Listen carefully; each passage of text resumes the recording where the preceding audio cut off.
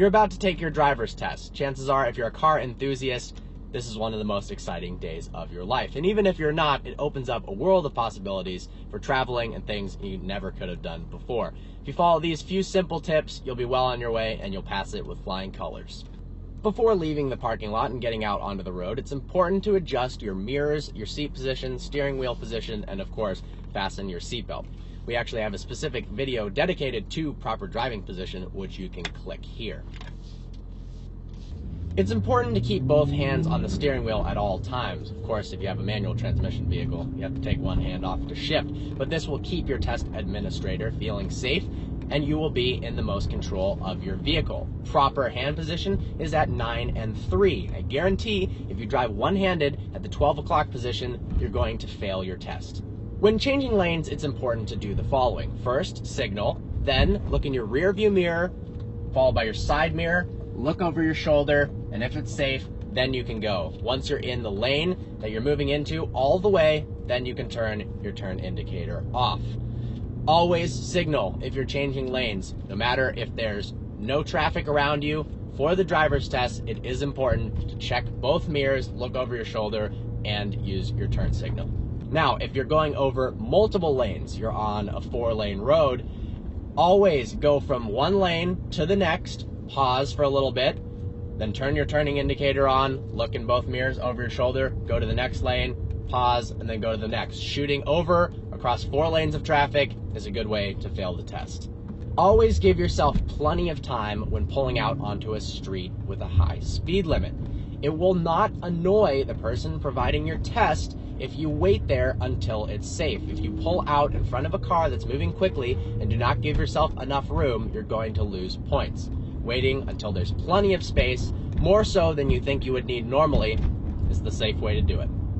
Often beginner drivers tend to veer to one side of the lane or the other. If I'm on a single lane road, that means you might be too close to the double yellow or too close to the shoulder. To prevent that, a technique that some people use that's helpful when you're learning is to look farther ahead in the road and try to imagine the center of the road, picture a line in the center of the lane you're in, passing through the center of your vehicle. This helps keep you in the center of your lane, which is important for succeeding at the driver's test. When coming to a stop sign or stop light, it's important to stop before the white line in the road. That means when you're coming to a full stop, you should still be able to see the white line in front of the hood of your car. This is important. Then, if it's a blind turn, once you've come to a full stop, now you can start creeping out a little bit further and further so that you can see the flow of traffic and make your right or left turn. Always use a safe following distance between yourself and the cars in front of you. The higher the speed limit, the more the following distance, because if the person in front of you brakes all of a sudden, you want to give yourself enough time to react and not rear end them. Also, before you brake, always check your rear view mirror. If you come to a stop abruptly and there's a car right behind you, they could run into you. Obviously, if it's an emergency situation, this isn't always possible, but in the ideal case, always check your mirror before braking. Always keep your eyes moving. That means constantly scanning the road for pedestrians, any obstacles, or turns that are coming up. That means checking your mirrors constantly, your rear view mirror, your side mirrors, looking over your shoulder. Being attentive and showing that you're paying attention is going to go a long way to passing your driver's test. When making protected left turns, people often cut corners. This is something that everyone does on the road all the time. Passing over a double yellow or a white line is a great way to fail your driver's test. So make sure to take it wide enough, stay in the guidelines when you're making left turns, and not cut any corners. Be as smooth as possible. This means smooth steering inputs, smooth braking, and smooth acceleration. Being jerky, not going to go well. Drive defensively, not aggressively.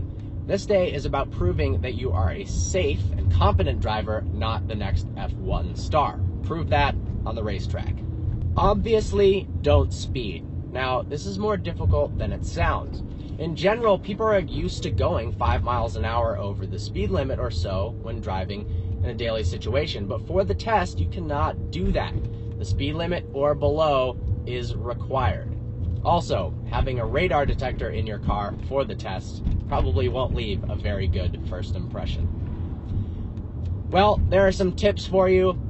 Guarantee if you follow those and you practice, you'll have no problem passing the actual road driver's test. Hope you found this video informative. Like always, please browse our channel and subscribe. Follow us on Twitter at vehicle_virgins. Follow us on Instagram at vehicle virgins, and like us on Facebook, please. Look forward to seeing you next video.